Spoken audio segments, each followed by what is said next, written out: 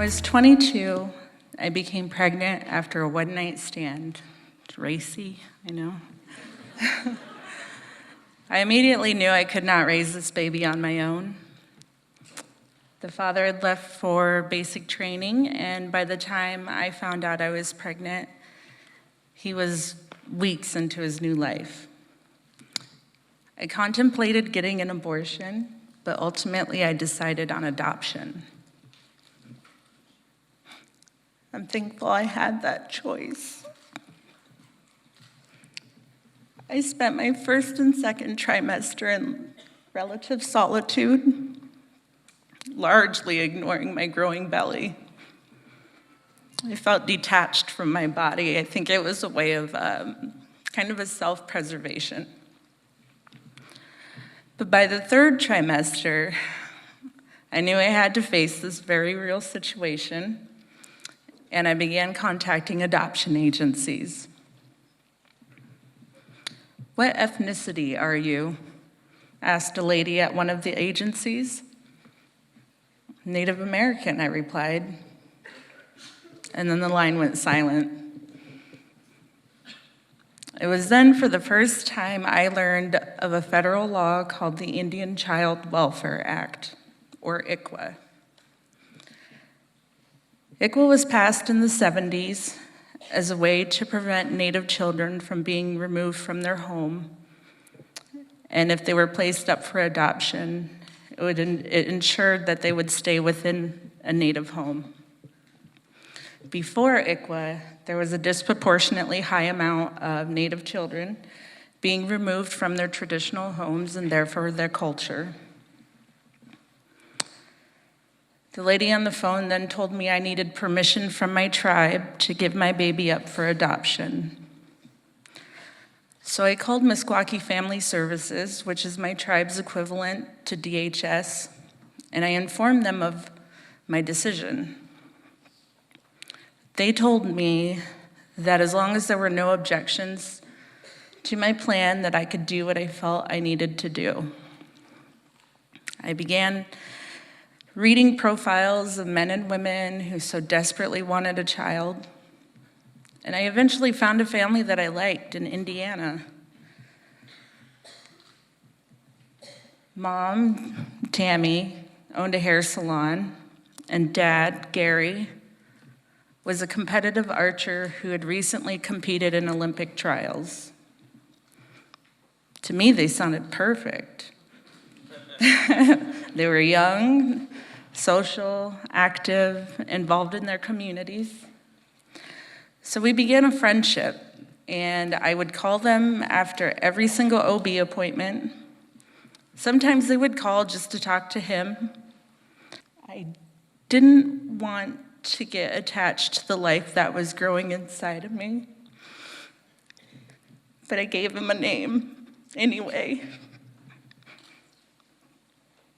Braven Wyatt. Braven, because I needed him to be brave on this journey. And Wyatt, because I've always loved that name. It also turns out that Gary and Tammy had chosen a name as well, Wyatt Joseph. So we took that as our sign that this was meant to be.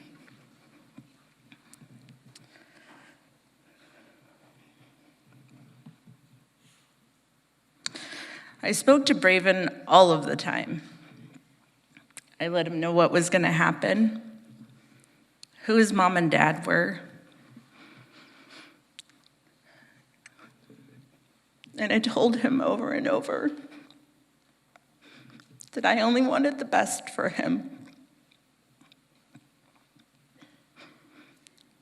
On May 24th, 2005, I went into labor, and my mom rushed me to the hospital. I remember laying there and watching the opening of the 5 o'clock news. And 3 minutes later, an 8-pound baby boy was placed in my arms.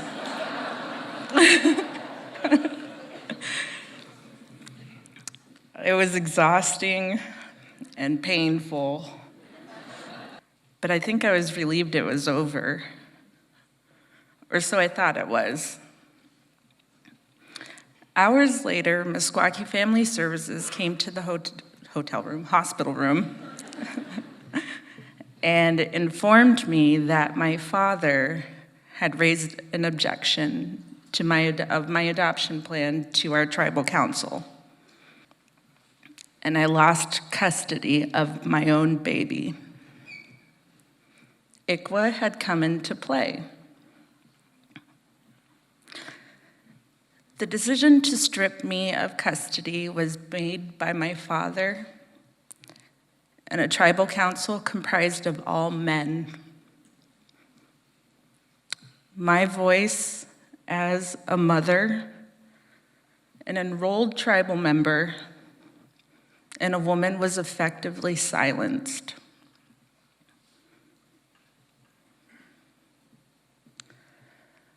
I felt sick. My blood ran cold. All of the pain of childbirth and the soreness was nothing compared to the feeling of my heart shredding as my hours-old baby was stolen by my tribe.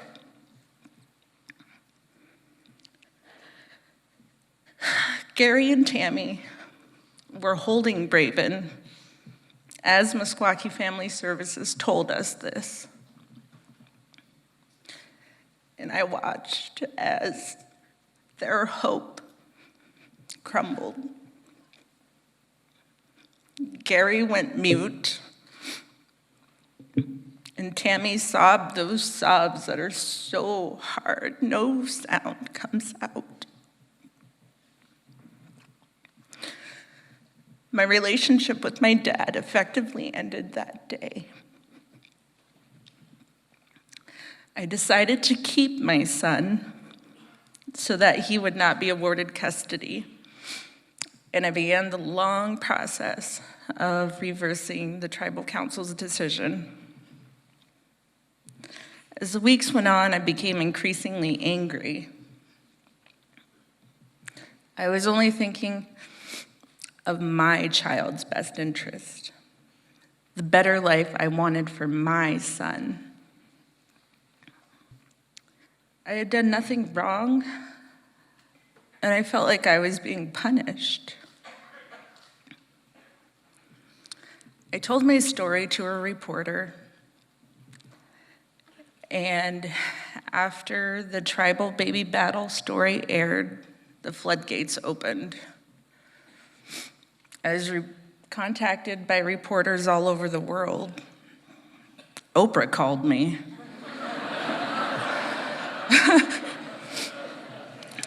I was once the subject of discussion on Tucker Carlson's podcast, back when he still wore the bow tie.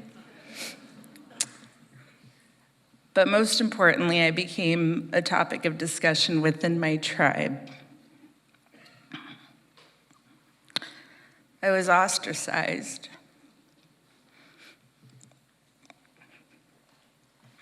I was called names like baby seller.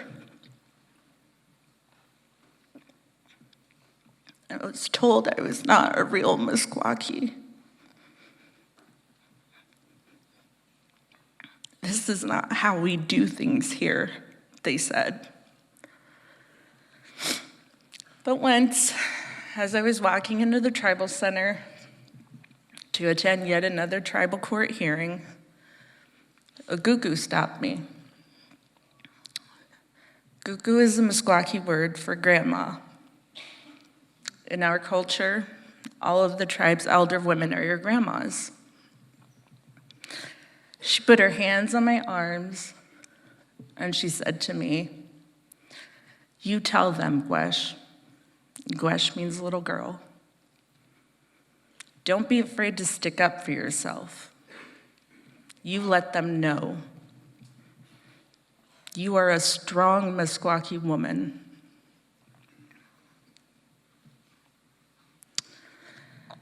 After months of struggle, I really realized I could not raise this child. I eventually gave in to my tribe, and Braven was placed with the Meskwaki family. I then began a period of self-loathing. I hated myself. I hated my skin.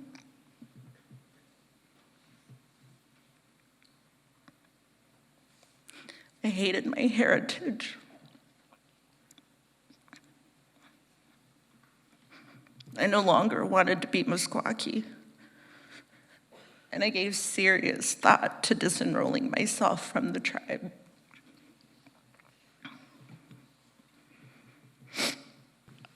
I then fell into a lot of bad habits. I wallowed in addiction, in jail cells, in hospital psych wards, until I ultimately decided to leave Tama for good. I moved to Des Moines in the end of 2010. And here, I could disappear. Nobody knew me. Nobody looked like me. It was like I was a ghost. But after a while, I began to feel like something was missing. That fading into the background that I had loved before just became draining. I really was the only Native in my universe here. And it made me feel alone. So in 2015, I learned of oil pipelines and the threat that they caused to that they posed to Native communities. I became so invested in what was going on at Standing Rock that I traveled there twice in the fall of 2016. Being surrounded by Native people from over 400 tribes around the world filled me with warmth. It was like a home that wasn't actually my home. One morning, I took part in a water ceremony along the banks of the Cannonball River, and there it just all kind of hit me. I was sitting there listening to a prayer being said in another Native tongue, and all I could think was, I wish I was home. As in that instant, my anger and my hate disappeared from my community. It was like a switch was flipped. Like my last puzzle piece was finally snapped into place. The culture that I had been running from all this time was exactly what I needed to feel whole.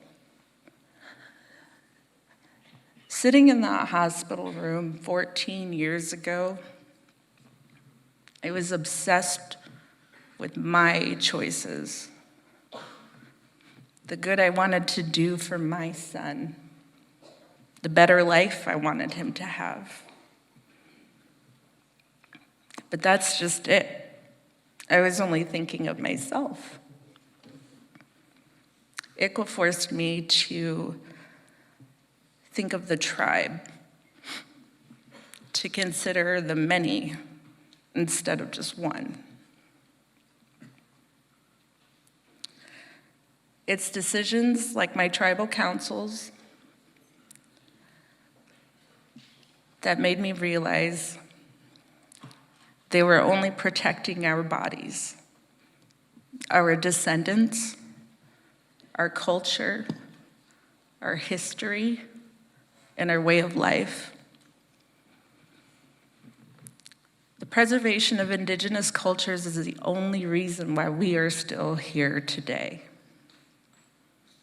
And continued preservation of our culture will ensure that we survive long into the future. Tribal sovereignty is paramount, and with time and perspective, that's become so clear to me.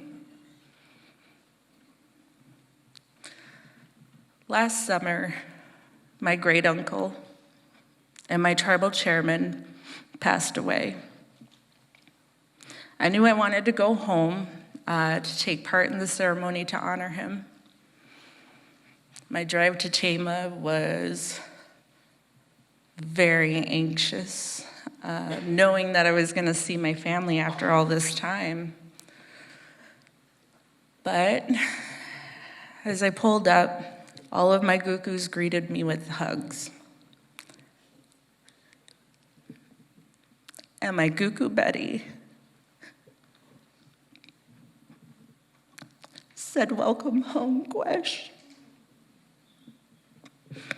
In that instant, I felt just immediately calm. I was supposed to be there.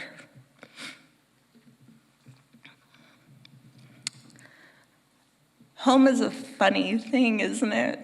We think of it as just this place, a roof and four walls. But to me, it's a way of life, a native way of life.